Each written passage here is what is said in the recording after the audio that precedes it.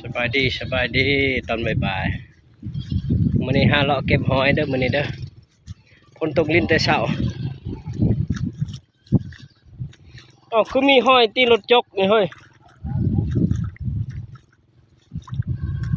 โอ้น้ำอ่างหมดทงผู้ใช้กุ๊บหอยขึ้นป้าขึ้น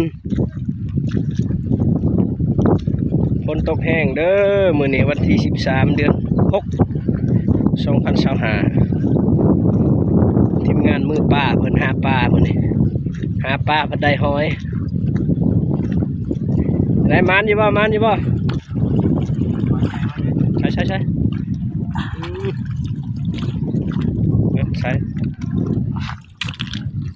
เม่นหอยเนาะ โอ้ปลาคอนี่ตัวปลาคอใหญ่ฮะเด้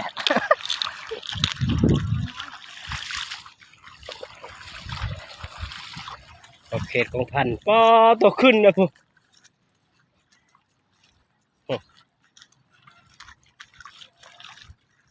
เทียมมากเพิ่นได้เมื่อนี้เพิ่นว่าบ่อยากลงตลาดเพิ่นว่า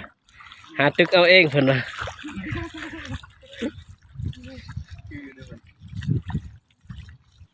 จับบ่ได้เลยค่ะบ่ลงตลาดเพิ่นว่าประหยัด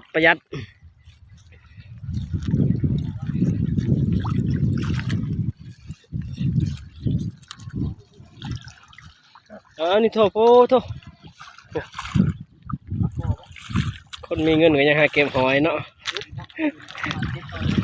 แม่เขาไปยังลงนะในตลาดมันนะ ดมสมบูรณ์เนาะ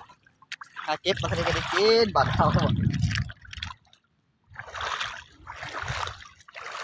หอยขึ้นแล้วขึ้นมาไข่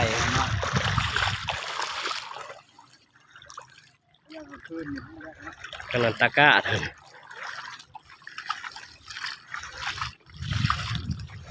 ใส่กล่องอินดอยถ่ายกล่องไอโฟนแบตมืดถ่ายบ่ได้